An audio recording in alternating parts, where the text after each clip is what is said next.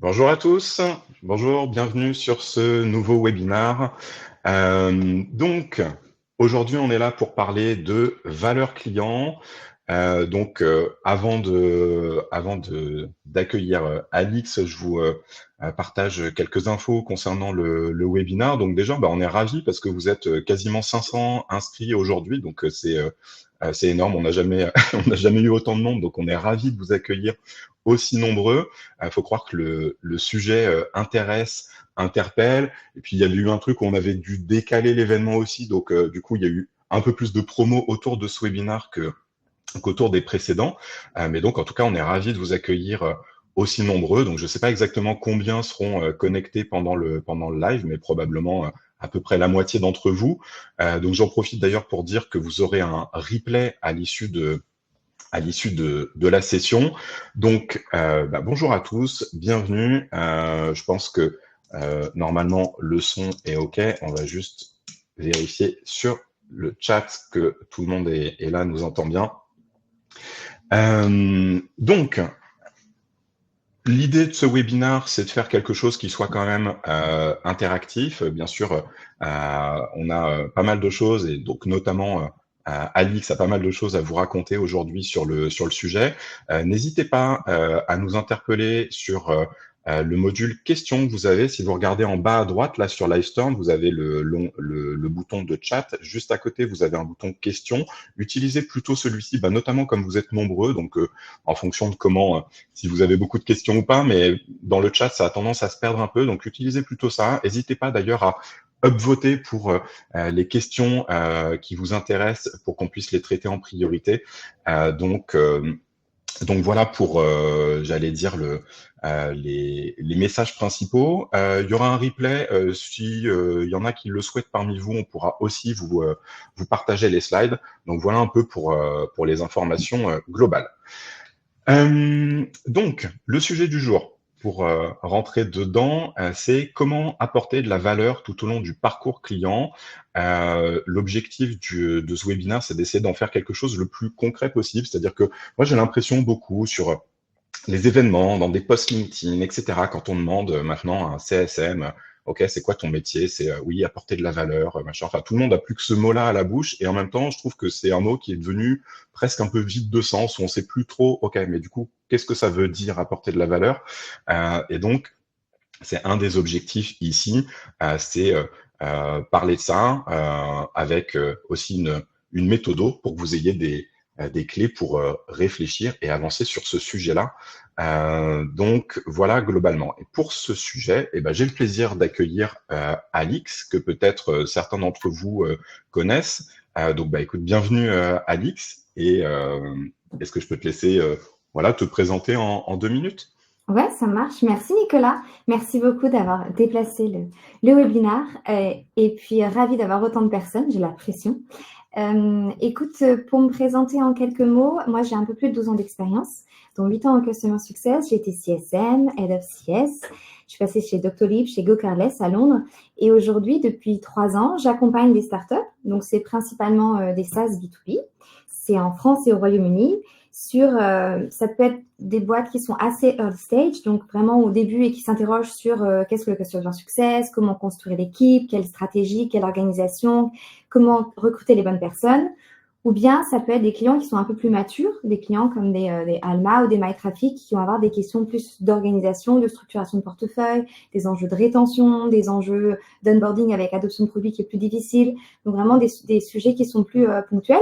C'est des missions de 3 à 6 mois où en fait je co-construis un petit peu avec l'équipe CS ou directement avec le leader d'équipe parce que j'ai été CSM et vous l'êtes et vous le savez qu'on est souvent le nez dans le guidon, on a beaucoup de choses à faire, des réunions clients, des comptes rendus, des meetings en interne et c'est dur en fait de prendre du recul sur ce qui fonctionne et qu'il faut absolument garder, ce qui fonctionne un petit peu moins bien, qu'il faut améliorer, comment l'améliorer, quelles actions mettre en place et c'est là que j'interviens pour vraiment être en binôme avec cette équipe et qu'on puisse faire des améliorations rapides avec des choses très actionnables, qui j'espère est aussi le but du webinaire aujourd'hui. Et le Ça marche. sujet, dis-moi. Et oui, donc du coup, juste pour me présenter rapidement, donc Nicolas, moi je suis cofondateur de Scaling. Il y en a probablement quelques-uns parmi vous qui me connaissent et qui sont des réguliers de ces webinars. Mais donc voilà, en 2 mots, Scalin, c'est une plateforme de Customer Success voilà, qui est dédiée au SMB. Voilà. Donc l'objectif, en tout cas aujourd'hui, c'est pas de parler plus longtemps de nous, mais de rentrer donc dans le vif du sujet. Et du coup, pour commencer, est-ce que tu peux nous dire, Alix, pourquoi quand je t'ai sollicité pour le webinaire, tu m'as proposé de parler de la valeur? En fait, j'ai repensé un petit peu aux questions que certains de mes clients me posaient régulièrement. Et en fait, bizarrement, parce que tu l'as dit, quand on pense aux questions pour succès, c'est la valeur avant tout, c'est démontrer la valeur. Et donc, je pense qu'aujourd'hui, on a une bonne notion de quel est le rôle d'un Customer Success Manager, comment évolue le parcours client, l'engagement du client, les différentes étapes clés. Et on sait que c'est important de montrer la valeur. Et pourtant, pas mal de clients de Head of CS me disaient on a un sujet autour du ROI à montrer sur la solution au client et de cette valeur. Et donc, ça m'a un peu perturbée. Je me suis dit, tiens, ça vaut peut-être le coup qu'on creuse un petit peu plus. Moi, l'angle que j'ai voulu prendre, c'est que je me suis dit, en fait, si on prend un peu de recul, la valeur, c'est une vision qu'a eu un leader un jour de se dire, je vais lancer tel produit. Il a une idée en tête. Il y a une vision, il y a une mission pour toute une entreprise. Ensuite, je schématise, mais une solution va être conçue et développée par une équipe tech et produit qui vont penser à la valeur qu'ils vont donc apporter à des clients. Il y a une équipe sales qui va faire une promesse à un client et qui va parler de valeur. Et après, une équipe CS dont le rôle est de démontrer à nouveau cette valeur qu'on leur a promis. Et donc, finalement, ce qui rejoint toutes ces équipes, c'est qu'il y a une notion de proposition de valeur. Et ce que j'observe de temps en temps, c'est quand on est dans un moment un peu de tension. En 2024, il y a eu pas mal de sujets autour des budgets dans les entreprises, des discussions, j'imagine, pour pas mal de CS pas faciles, avec des clients qui disent, ben voilà, en ce moment, il y a des coupes budgétaires, votre solution, on n'est pas sûr, on voit pas bien la valeur. Et donc, il y a la valeur qui est revenue. Et donc, je remarque que parfois, ça devient uniquement le sujet des CSM. Tout d'un coup, c'est le taf uniquement d'une équipe CS de montrer la valeur du produit, alors qu'en réalité, c'est le rôle de toute une entreprise, puisque c'est la raison pour laquelle on vend ce produit et on le conçoit. Donc moi, je me suis dit, ça vaut peut-être le coup, quand on dit comment apporter de la valeur, de se dire, est-ce que déjà, on est tous alignés sur la proposition de valeur et de prendre l'angle d'une proposition de valeur pour une entreprise. Donc, c'est un peu, moi, comment je souhaite un peu aborder ce sujet aujourd'hui, et c'est le programme que je propose. Donc, on va voir ensemble, un agenda. Qu'est-ce qu'une proposition de valeur? Il y en a plein, je pense, tout le monde sait ce que c'est, mais je me suis dit, ça vaut peut-être le coup qu'on soit tous d'accord sur une définition. S'interroger sur comment est-ce qu'on peut un peu s'aligner en interne sur une proposition de valeur qui est commune, parce que pour moi, c'est super important que toutes les équipes travaillent et ensuite aient la même proposition de valeur. Comment construire une proposition mesurable? Donc, on parlera forcément d'indicateurs de succès. Après, il y avait un sujet, on en avait parlé, Nicolas, tu m'avais dit, tiens, quid de quand on a, ça fonctionne, une proposition de valeur, peut-être quand on a des clients et puis un cas d'usage assez simple, mais parfois, avec le temps, on a un produit qui se complexifie, on a aussi des clients qui sont plus variés, puisqu'on peut commencer par des SMB, puis du market, donc on a des catégories de clients différents, qui vont avoir des cas d'usage différents. Donc, comment est-ce qu'on met la proposition de valeur dedans? Comment est-ce qu'on suit justement ces différents cas d'usage? Donc, je pense que ça vaut le coup de peut-être passer un petit peu de temps là-dessus, parce qu'il y a aussi, il faut être conscient, il y a ces enjeux de complexité. Et puis, terminer par peut-être prendre une étape clé, l'étape de l'onboarding, pour se dire, OK, dans cette étape, quelques petits tips, quelques petits conseils sur comment est-ce que je monte de la valeur sur cette étape-là. Voilà le programme. Ok, ça marche. Eh ben, merci pour l'agenda, Alix. Et ben, je te propose de démarrer directement. Je suis pas sûr, effectivement, que tout le monde soit si aligné que ça sur ce qu'est la proposition de valeur. En tout cas, si tu peux définir quelle est ta définition du sujet, ça nous permettra effectivement de continuer de façon sereine en parlant tous de la même chose. Alors, c'est pas ma définition, c'est une définition très simple que j'ai trouvée sur Internet d'une proposition de valeur, et puis après, j'ai cherché un exemple. Donc, très simplement, c'est une déclaration claire et précise des bénéfices d'une solution qui répond à un problème ou à un besoin. Donc là, j'ai cherché, j'ai pris Conto parce que je pense que beaucoup de monde connaît cette entreprise. Et voilà, Conto, leur proposition de valeur, c'est une solution de gestion financière 100% en ligne pour l'entreprise, accessible en quelques clics pour gagner du temps et intégrée à vos outils pour vous simplifier la vie et votre comptabilité. Donc ça, voilà, vous avez la définition et vous avez un exemple. Et donc forcément, on va me poser la question, ok, si j'ai une proposition existante, mais j'ai le sentiment, en fait, parce que j'ai demandé à quelqu'un de l'équipe produit, de l'équipe sales, même de mon équipe CS, c'est quoi notre proposition de valeur, on n'est pas trop aligné. Si il faut la modifier ou partir d'une feuille blanche, comment on fait? Donc je me suis dit que ça pourrait être intéressant de peut-être vous donner des petits tips sur comment est-ce qu'on la construit. Donc, une proposition doit répondre à 3 questions. Importance de quel est le problème qu'on résout, quelle est la transformation qu'on apporte et pourquoi est-ce qu'on est unique par rapport à la concurrence. Et concrètement, si on reprend la définition de Conto, ils sont uniques parce qu'ils sont 100% en ligne. À l'époque, quand Conto s'est lancé, c'était vraiment la première banque en ligne pour les entreprises et ça changeait vraiment la différence quand on était une PME ou auto-entrepreneur parce que c'était difficile à l'époque de avoir un compte bancaire, de pouvoir vraiment réconcilier ses comptes et d'avoir une comptabilité simplifiée. Donc, premier à être 100% en ligne pour les entreprises. Le gros problème, c'est gagner du temps, parce que les entreprises ne veulent pas perdre de temps sur la partie administrative. Elles ont des enjeux stratégiques, des enjeux de business qui sont plus importants. Donc, vraiment, faire gagner du temps aux entreprises. La transformation, c'est que ça simplifie clairement la vie, parce que tout est en ligne et que c'est fluide et que c'est intégré et que c'est user-friendly. Donc, il y a vraiment cette partie gagner du temps qui est super important pour les entreprises. Donc, ça, c'est les 3 questions auxquelles ça doit répondre. Et après, ouais, comme ça, quand tu le formalises, que tu donnes l'exemple, ça paraît finalement assez simple. Tu te dis, bon, presque tout ça pour ça, mais en réalité, c'est le fruit d'une réflexion. Et c'est ce que tu évoquais aussi juste avant. C'est-à-dire que si tu poses la question aujourd'hui, et si ceux qui sont là font l'exercice de demander au marketing, au product, à leur DG, ou quelle est même leur perception à eux, en fait, probablement qu'il y aura 3, 4 définitions différentes ou que chacun aura sa définition de la perception de valeur. Donc, comment est-ce qu'on fait pour construire ça et surtout, comment est-ce qu'on fait pour aligner tout le monde en interne autour de cette valeur? L'alignement, je pense, c'est super important parce que on peut se rendre compte qu'en fait, on répond pas forcément aux mêmes problèmes et ça, c'est super important parce qu'il y a une passation forcément entre une équipe sales et une équipe CS. C'est en fait, on n'est pas aligné sur le problème que l'on résout pour un client.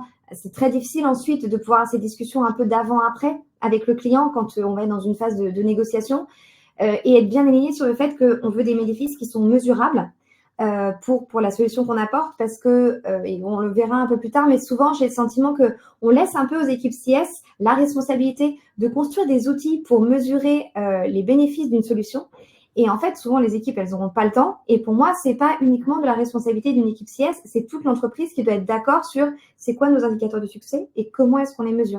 Alors c'est facile à dire, il faut dire à l'entreprise que c'est à tout le monde de le faire, mais en tout cas, pour moi, il faut pas se sentir seul dans cette mission parce qu'elle est super importante pour une équipe sales si elle veut ensuite vendre son produit, avoir un ambassadeur, voir quels indicateurs il peut utiliser, une équipe marketing sur une campagne qu'elle veut lancer.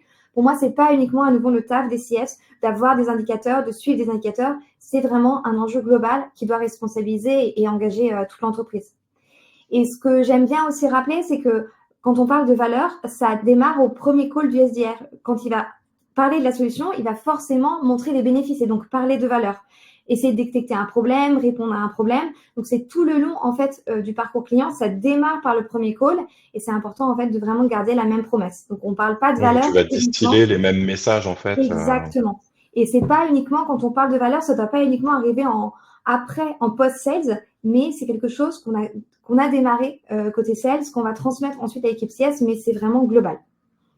Donc ça, pour moi, c'est super important, cette phase d'alignement. Donc, pour s'aligner, alors juste un petit point. Alors ça, j'ai mis ce slide parce que j'ai repensé à une conversation et une situation que j'ai vue avec un client. En fait, parfois, il peut y avoir un petit peu un manque d'alignement entre une équipe produit et une équipe CS parce que une équipe produit va considérer que son app, c'est vraiment un must-have dans l'écosystème du client.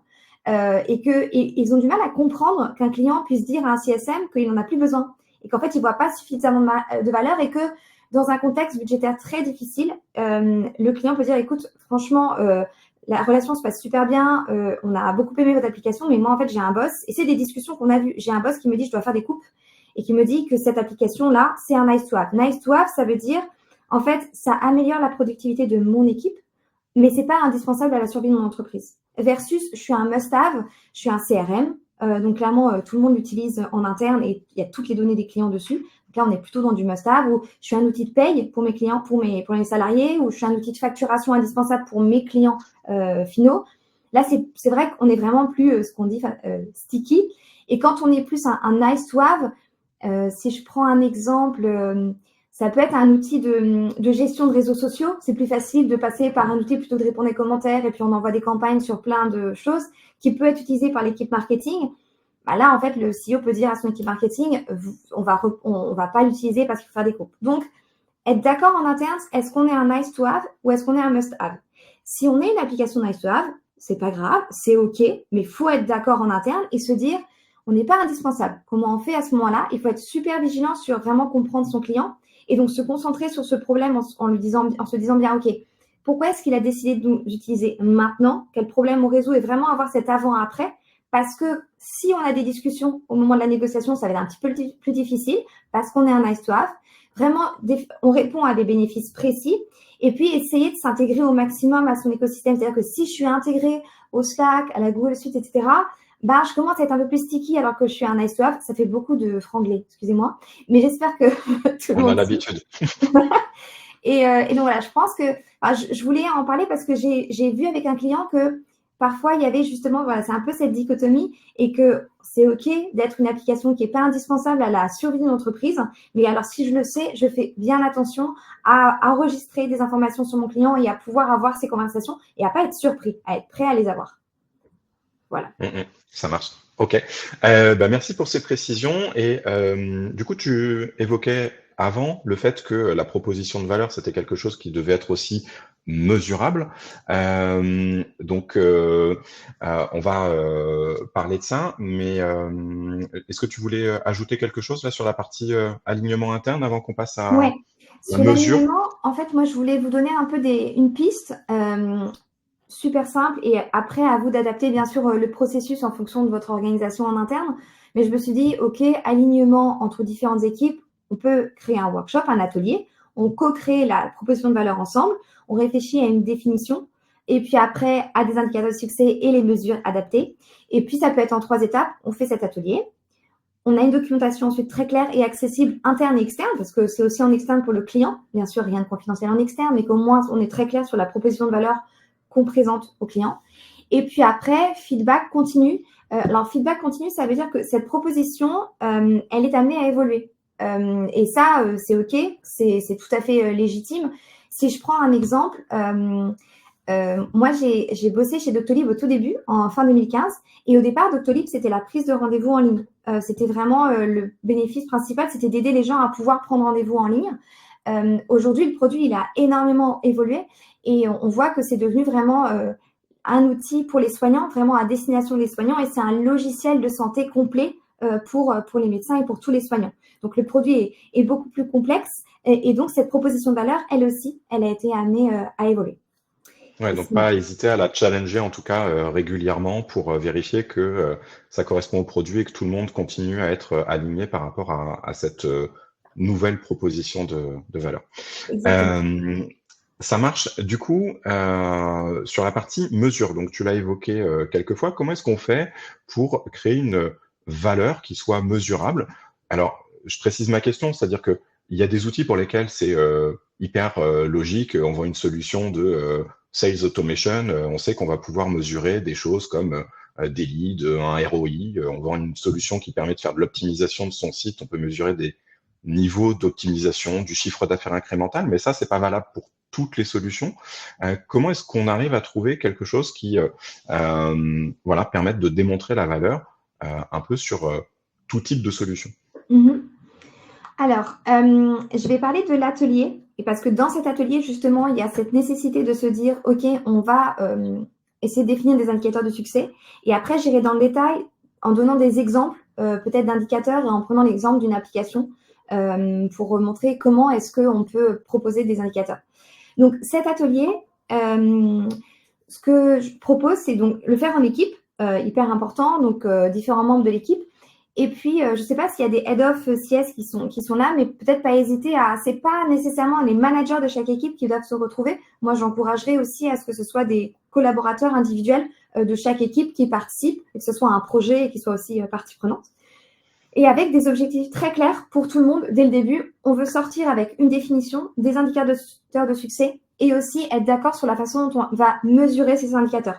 À nouveau, il ne faut pas qu'il y ait juste une définition et on laisse à l'équipe CS le fait de trouver des indicateurs et de pouvoir construire tout un outil de reporting, tout un tableau pour avoir du reporting. Il faut vraiment que ça soit fait en équipe, que l'équipe produit, que l'équipe tech, que l'équipe opération soient associées parce que ces indicateurs sont indispensables, pas uniquement à l'équipe CS pour pouvoir avoir ces conversations avec les clients, mais à une équipe produit pour avoir des retours de feedback, à une équipe sales pour vendre son produit, une équipe marketing pour faire une campagne. Donc, c'est vraiment global et j'insiste beaucoup dessus, mais j'ai tellement vu en fait des situations où les CS étaient un peu tout seuls à devoir construire ces indicateurs que pour moi, c'est vraiment important d'évangéliser, de dire ça doit être un sujet global et porté par les différents départements. Sur les mesures, donc là, c'est j'engage différentes équipes. Vous le savez, côté sales, super important, de la collecte en amont des données, de le mettre dans le CRM pour pouvoir faire cet avant-après. Et ça rejoint un petit peu ce que j'ai dit sur cette slide de nice to have versus must have. C'est sûr que si je ne sais pas ce qu'ils utilisaient avant et qu'ils me disent en fait on n'en a plus besoin et puis vous n'êtes pas non plus vous indispensable à la survie de notre entreprise, si on ne sait pas ce qu'ils faisaient avant, c'est difficile d'avoir des conversations et de pouvoir rentrer un petit peu dans le détail avec le client. Donc, super important que l'équipe sales soit aussi partie prenante sur cette collecte d'informations. Et après, sur la mesure, je me suis dit, j'ai pensé aussi à une autre mission que j'ai fait avec une équipe produit qui était très proche de son équipe CS. Et ils sont allés un petit peu plus loin dans les indicateurs et ils ont défini ce qu'ils appelaient des actions stratégiques. Alors, eux, ils les ont appelées comme ça, vous les appelez comme vous voulez. Mais globalement, en fait, c'est des tâches qui vont être réalisées par le client sur une solution. Et en fait, si le client fait ça sur l'application, ça montre qu'il est engagé, que l'application fait partie de son quotidien, qu'il l'utilise tous les jours ou toutes les semaines, qu'il est engagé, qu'il a engagé son équipe. Et ça permet vraiment de voir que ça devient vraiment partie prenante dans ses pratiques. Ouais, c'est pas juste, il est venu, il s'est connecté, il y a eu du login, etc. C'est cibler des actions spécifiques qui sont synonymes d'engagement. Exactement. Ok, ça marche. Tu veux illustrer Oui. Parce que ça? Est-ce que c'est le vrai client Est-ce que c'est vraiment le client avec lequel tu as travaillé dont tu vas nous parler? Non. Non, j'ai pris un exemple parce que je pense qu'il y a pas mal de gens qui connaissent Notion. C'est utilisé de plus en plus par pas mal d'équipes, des équipes parfois produits ou toute l'entreprise qui est sur Notion. Donc, je me suis dit, je vais prendre une application que pas mal de gens connaissent.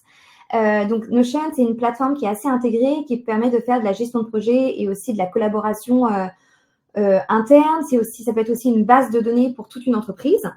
Et donc, si je prends un exemple d'indicateurs classiques qu'on pourrait suivre pour voir en fait s'il y a un engagement de la part du client, ça va être le nombre de connexions par jour ou par mois, le temps passé par utilisateur, le nombre de collaborateurs qui sont connectés, le nombre de pages qui peuvent être créées. Et Notion, c'est un peu comme un Gdoc.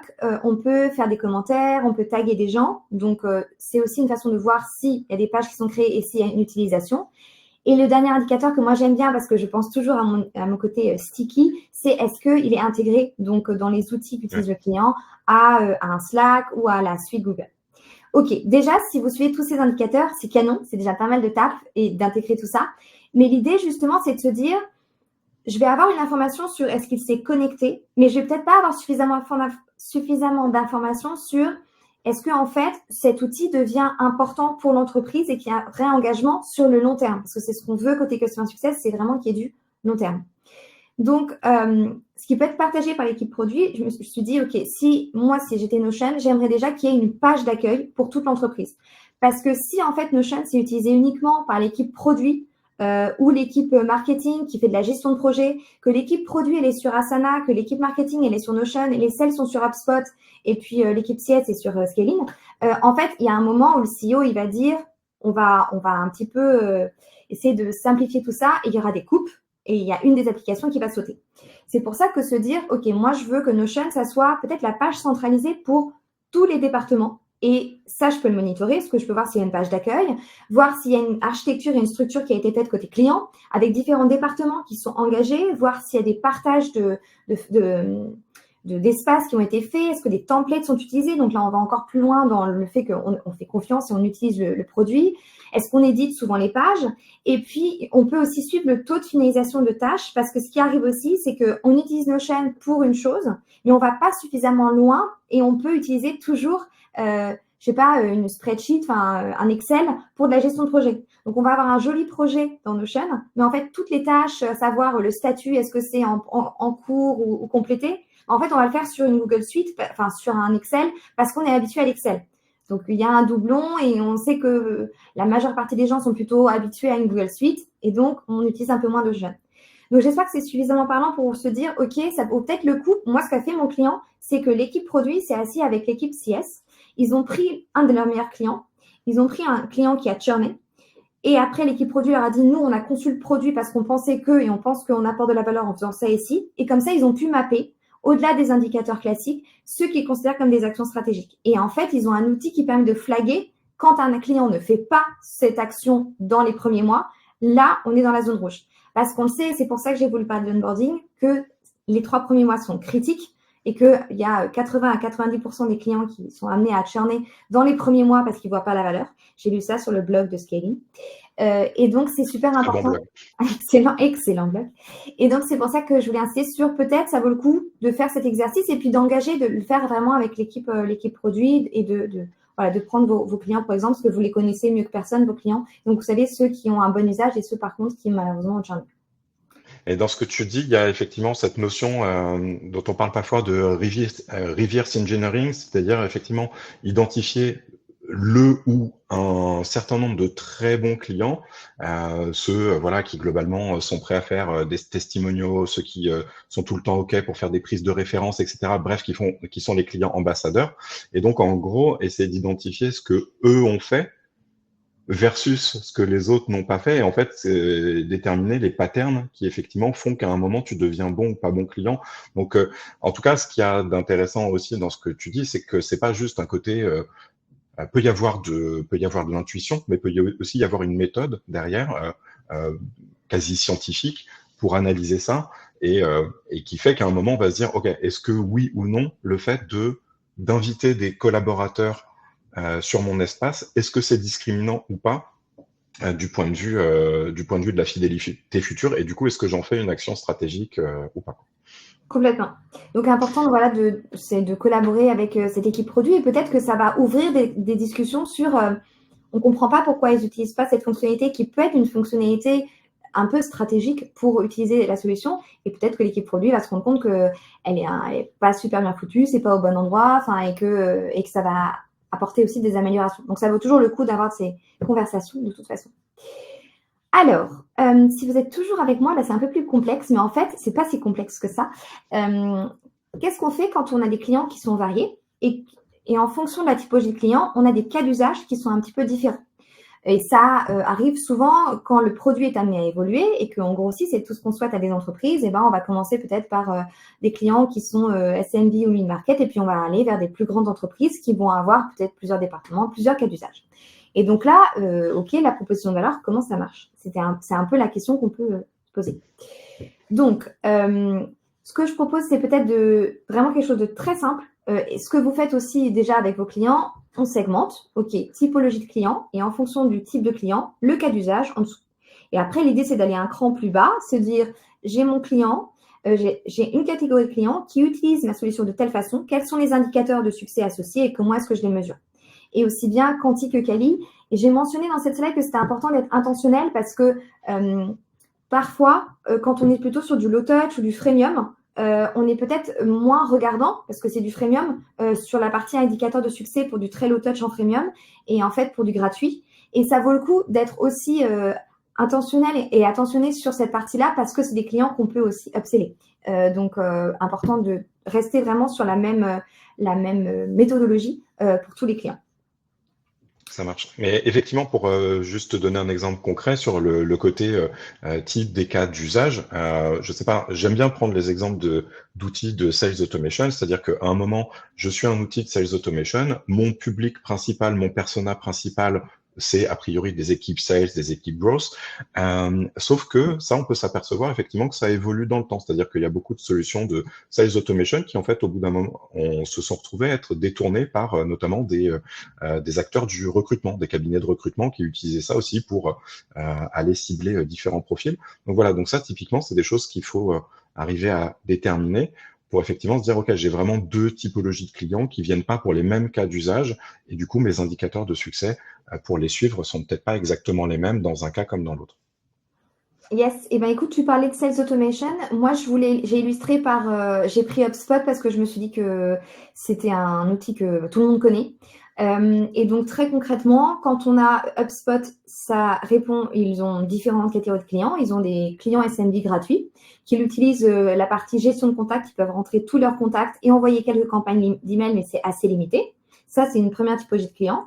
Après, on a des clients qui sont un peu plus gros qui vont payer pour le CRM et la partie Marketing Hub, donc la automatisation des emails. Et après, ils ont des très grands comptes qui utilisent ce qu'ils appellent Marketing Hub, Sales Hub, Service Hub, enfin vraiment la totale. Différents clients, différents cas d'usage, mais ça répond toujours à la même proposition de valeur. La proposition de valeur de HubSpot, c'est une plateforme intégrée, intuitive, qui aligne toutes les équipes pour attirer, engager et fidéliser leurs clients. Ce que veut faire un SMB et un très grand compte. Donc, c'est la même proposition de valeur. Néanmoins, comme ils vont avoir des cas d'usage différents, la façon dont on va, les indicateurs de succès qui sont associés, la façon dont on va les mesurer, sont un petit peu différents. Sur un petit compte, on va pouvoir traquer en fait le nombre de leads qui ont été générés, le nombre de campagnes qui ont été lancées. Et puis surtout, sur un SMB, on va pouvoir, et c'est comme ça qu'on va pouvoir l'upseller, le temps passé dans la gestion de ses contacts et l'automatisation et le lancement de campagnes d'email versus sans HubSpot. Ça va être très clair et très rapide à voir. Sur un mid-market, on peut aller un petit peu plus loin dans les indicateurs et se dire, OK, j'ai envoyé une campagne email, taux de conversion, et je gère vraiment toute la partie sales via un bon pipeline et un CRM. On va pouvoir traquer le taux de conversion de lead en client, le temps passé sur le cycle de vente, et puis toute la partie ROI d'une campagne marketing. J'ai lancé un email, et je suis en mesure de voir le taux de clic, le taux de conversion, le taux de nouveaux abonnés, etc., la progression. Donc là, on peut aller un peu plus loin. Et corporate, c'est tous ces indicateurs du mid-market, puisqu'on a aussi toute la partie service, donc temps passé dans la gestion client, la satisfaction. Et j'ai à nouveau mis ma petite intégration outil parce que important d'être vraiment intégré dans l'écosystème le plus possible. Donc ça, c'est un exemple. On a des clients différents, des cas d'usage différents, une même proposition de valeur qui engage tout le monde, mais on a des indicateurs de succès qui sont adaptés. Ok, ça marche. Je vois qu'il y a des questions sur le chat. Donc, avant de passer à la suite, je propose de prendre la question de David. Bonjour. Recommanderiez-vous de créer un dashboard dans un premier temps, puis de créer dans un deuxième temps un dashboard pour suivi automatisé? Et à quelle fréquence doit se faire le suivi?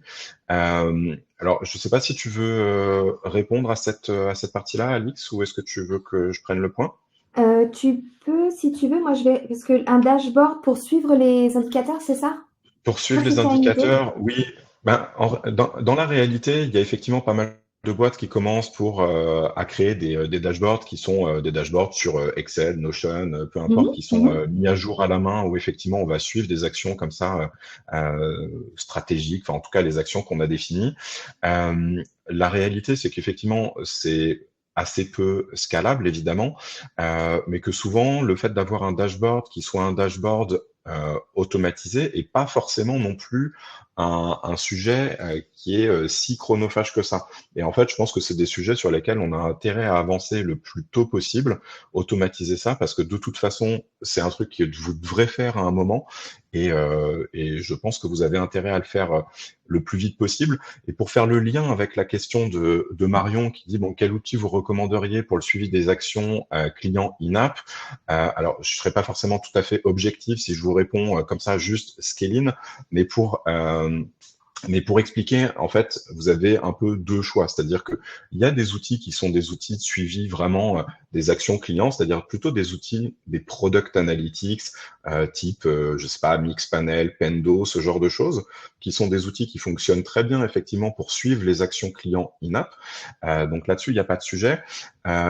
Généralement, ça, la problématique que ça peut poser après, c'est qu'on se retrouve avec d'un côté un product analytics, de l'autre côté on a son back office, de l'autre côté on a son CRM, de l'autre côté on a tel autre outil, et que là, la problématique qui se pose, c'est d'avoir un dashboard qui en fait arrive à consolider à la fois des données qui sont des données produits, mais qui sont aussi des données issues du CRM, c'est-à-dire avec quel client j'ai échangé, quel next step, est-ce que j'ai des points qui sont programmés avec ce client-là, quel est son score de santé. Et donc, c'est là que généralement, on va plutôt passer sur des plateformes type Customer Success Platform. Donc, voilà, pour répondre le plus objectivement possible, ça peut être un Product Analytics ou une Customer Success Platform. La grosse différence, c'est que la CSP prend plus d'éléments et surtout, après, derrière, permet d'enchaîner sur des workflows qui permettent de dire, OK, très bien, j'ai un signal, qu'est-ce que je fais de ce signal et comment est-ce que je l'utilise derrière pour agir proactivement auprès de mes clients. Je vais ajouter Du coup, une petite chose, Nicolas. J'ai ajouté 2 choses. La première, c'est que sur la partie outils, c'est souvent une question qu'on me pose, quel outil il faut utiliser côté CS. Moi, j'ai pas de pareil, peu importe l'outil, je pense que ce qui est super important parce qu'il y en a beaucoup, et donc vous pouvez faire votre petite enquête sur Internet.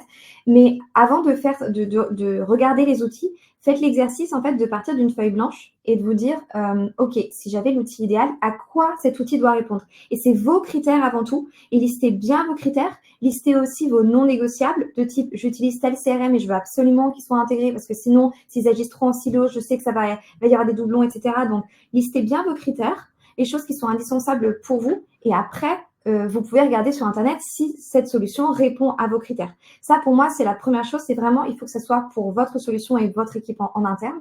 Et la deuxième chose, c'est que attention à la complexité des solutions. Je sais qu'il y a des solutions qui sont très faciles à utiliser quand on est une équipe CS parce que vous n'avez pas beaucoup de temps et que souvent, même s'il y a quelqu'un côté opération et côté tech qui peut vous aider, ils sont souvent très pris aussi. Et donc, c'est important de pouvoir au maximum avoir la main sur cet outil, être en mesure de pouvoir faire des modifications, de pouvoir gérer l'interface. Alors, bien sûr, quand on va rentrer dans la partie technique de migration de données, d'intégration, il faut être aidé et accompagné d'une équipe tech. Et Nicolas, dis-moi si je me trompe, et je trouve que c'est important de pouvoir avoir au maximum la main et pas dépendre d'une équipe tech si on veut faire des modifications au niveau de son outil, si on veut créer un workflow, si on veut, etc. Parce que si vous dépendez trop d'autres équipes, ça va forcément retarder l'intégration et la mise en place de votre outil. Donc, pensez aussi à ça, au fait que ça soit le plus user-friendly possible pour vous et facile à utiliser et à intégrer pour vous. Ça marche, merci. Du coup, alors j'ai vu la question d'Idriss. Après, bon, à titre personnel, je n'aime pas trop faire la publicité de scaling dans les webinaires, c'est-à-dire qu'on les fait pas pour ça. Donc, j'enverrai le lien pour de prise de rendez-vous si vous voulez qu'on en discute à part. Je vous propose qu'on revienne au cœur de notre sujet. Il y avait un point qui était comment est-ce qu'on distille cette valeur tout au long du cycle de vie du client, c'est-à-dire qu'on a parlé de comment est-ce qu'on s'alignait en interne, comment on faisait ça, donc très bien, et comment est-ce qu'après on diffuse cette valeur auprès du client. Est-ce que c'est uniquement au moment de l'onboarding? Est-ce qu'il y a plusieurs moments clés pour le faire? Voilà. Est-ce que tu peux nous parler un peu de ça, Alix? Alors, il y a tout moment, tout contact, même un email, c'est l'occasion de rappeler la valeur. Ça, c'est déjà, il faut le garder en tête. Et ce que je disais, le premier call du SDR, il va parler de valeur et parce qu'il va parler de la solution. Donc, à tout moment, dès qu'on a une interaction avec un client, c'est l'occasion, en fait, de rappeler la valeur. Ça, faut pas l'oublier. Moi, je vais faire un petit zoom sur la partie onboarding. Alors, je ne vais pas du tout vous refaire comment faire un bel onboarding ni l'onboarding journée parce que je pense qu'il y a déjà des choses qui ont été faites par le passé. Et je veux simplement vous donner un petit peu des conseils sur cette partie-là et sur la partie QBR. C'est le prochain webinaire, donc ça fait une belle transition.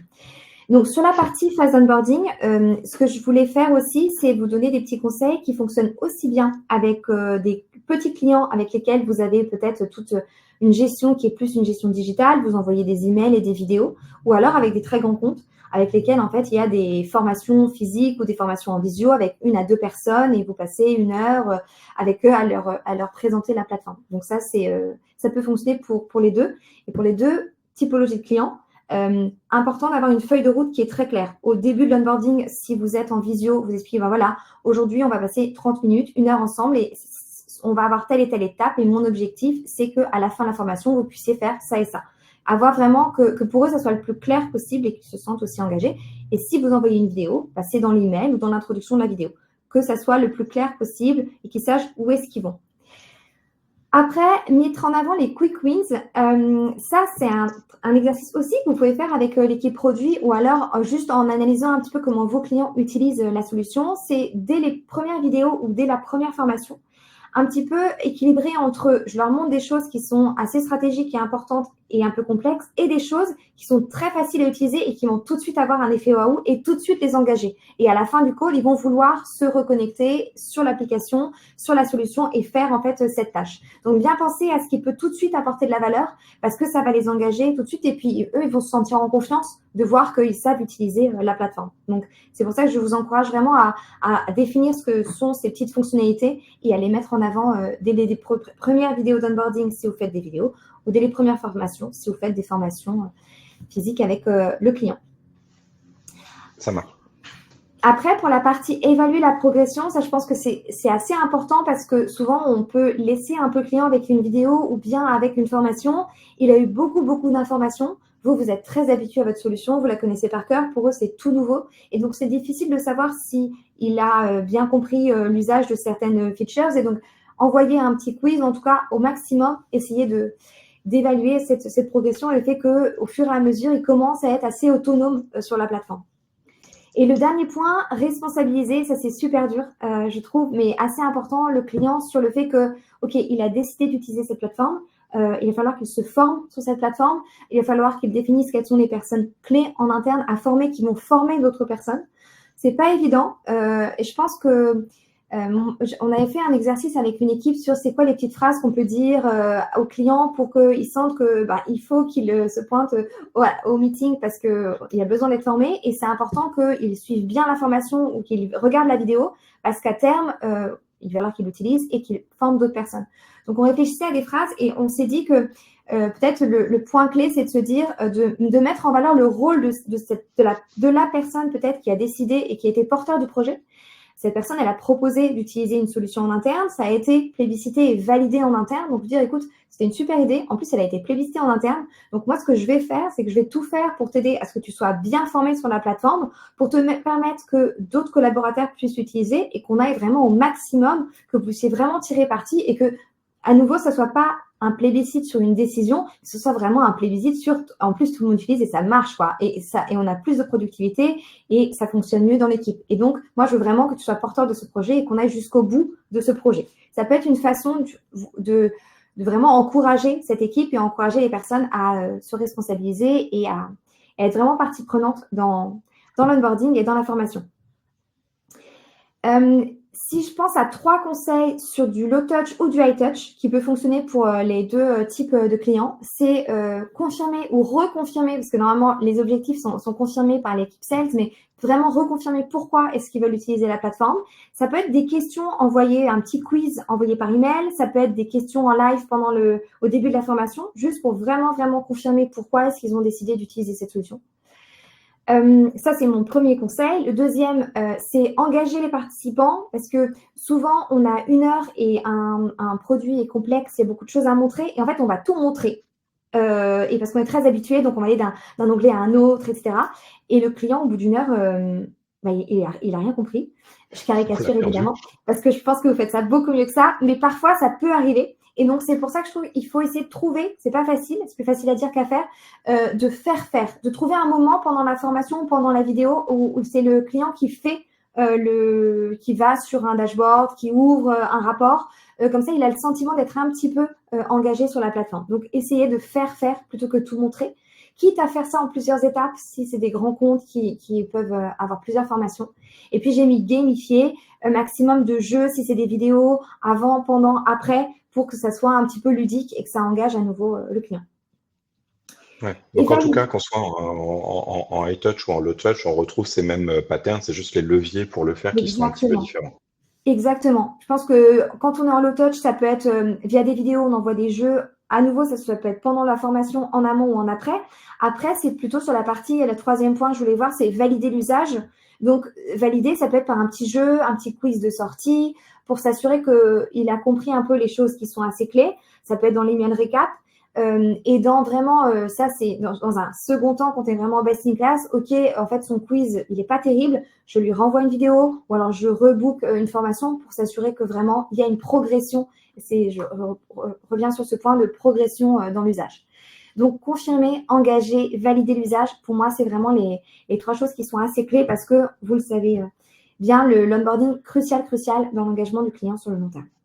C'est Ça un peu marche. les Et du coup, oui, tu parlais de confirmer les objectifs avec le client, c'est-à-dire que là, on était en focus sur l'onboarding. J'ai fait un tout petit peu un placement de produit, non, un placement de webinar. Donc là, on parlait de l'onboarding. Le mois prochain, on discutera justement de la business review, qui est un moment clé aussi justement pour vérifier qu'on est toujours cohérent par rapport à ce qu'on s'est raconté aussi sur cette phase d'onboarding, c'est-à-dire voilà, par rapport aux objectifs qui ont été définis avec le client, est-ce qu'on en est, où est-ce qu'on en est de l'atteinte de ces objectifs, comment est-ce qu'on fixe des nouveaux jalons, etc. Donc ça, c'est un événement qui aura lieu donc le mois prochain. Je vous envoie juste l'URL sur le chat pour ceux que ça intéresse. Voilà, pour j'allais dire continuer en tout cas prolonger cette discussion. Donc voilà, je vous l'ai envoyé et on parlera de ça avec Elliot, qui est le CCO de Sociable, que certains d'entre vous connaissent peut-être aussi, qui est assez présent dans la communauté également. Ça marche.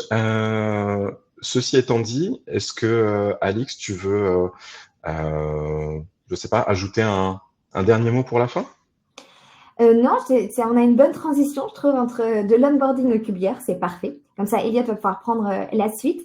Non, moi, ce que je voulais reprendre un petit peu, c'est rappeler que montrer la valeur, c'est pas uniquement ce que je disais, c'est pas uniquement le taf des CSM, mais ça doit engager vraiment toutes les équipes en interne. C'est se regrouper, s'aligner sur vraiment la proposition de valeur, même proposition pour tous, qu'elle soit mesurable, qu'on puisse avoir des indicateurs de succès qui soient, on soit alignés en interne sur ces indicateurs et la façon dont on les mesure, que ce soit pas uniquement pour les CSM de construire tout un reporting et de pouvoir suivre des indicateurs, en particulier au niveau de l'usage produit, mais que ça soit vraiment un travail qui soit fait de façon collective, parce que c'est en collectif qu'on montre la valeur du premier call du SDR jusqu'à la discussion de renouvellement. Et c'est toutes les équipes en interne qui vont avoir besoin, en fait, de voir ces indicateurs et de voir comment, justement, les clients ambassadeurs l'utilisent, pourquoi certains clients ont churné. Tout le monde va utiliser ces indicateurs en interne, donc pouvoir vraiment aligner et regrouper tout le monde autour de cette belle idée.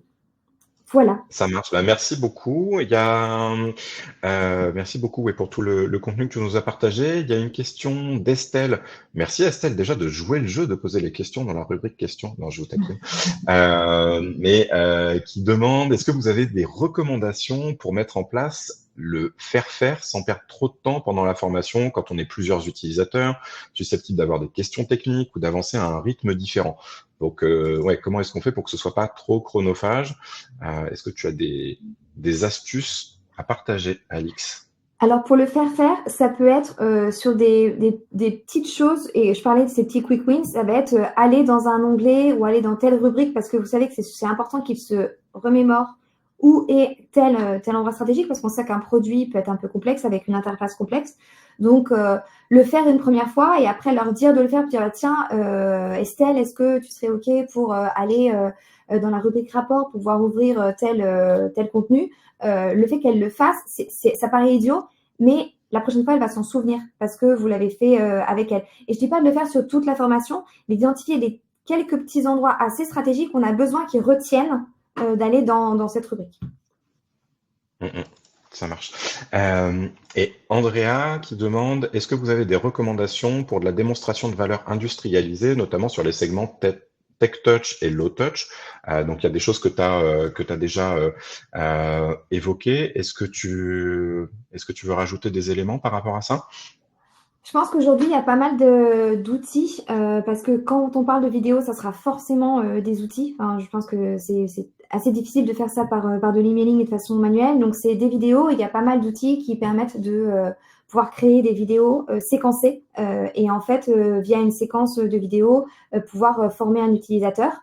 C'est un outil qu'on peut faire, que l'équipe CS peut travailler dessus et aussi le faire avec l'équipe produit, en collaboration avec eux parce que c'est un peu une co-construction.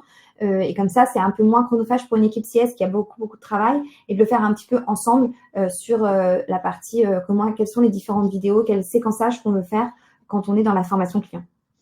Mais ouais, pour compléter, enfin, c'est une question qui est suffisamment large pour pas vraiment pouvoir être traitée en 3 minutes parce qu'il y aurait beaucoup de choses à en dire. Mais je trouve que ça rejoint aussi des questions de segmentation qui ont été évoquées tout à l'heure, c'est-à-dire voilà, segmentation client, mais aussi segmentation du besoin, c'est-à-dire que voilà, je reprends mon exemple de tout à l'heure. Ok, sales automation, pourquoi est-ce que vous venez? C'est quoi votre besoin? Mon besoin, c'est du recrutement ou mon besoin, c'est de la lead gen. Ok, très bien, je sais dans quel cas je vais le mettre et ça, je peux passer par des formulaires. Et ensuite, du coup, je vais dérouler des playbooks qui vont être aussi un petit peu différents. À partir du moment où je vais avoir mes indicateurs qui remontent dans ma plateforme, je vais pouvoir aussi déclencher donc de façon industrialisée, automatisée, je sais pas, des emails qui sont des emails mensuels, par exemple, pour dire félicitations, ce mois-ci, vous avez généré X de valeur en fonction de la valeur que vous avez définie, du KPI que vous avez défini. Voilà, je vous encourage à continuer, etc. Donc, il y a la possibilité de la montrer comme ça, de la systématiser de façon automatisée. Et il y a un truc que j'avais trouvé très bien, c'était la grosse machine qui est un outil de sales automation. J'ai pas d'action chez eux, mais je pense qu'ils font plein de choses intelligentes ces gens-là.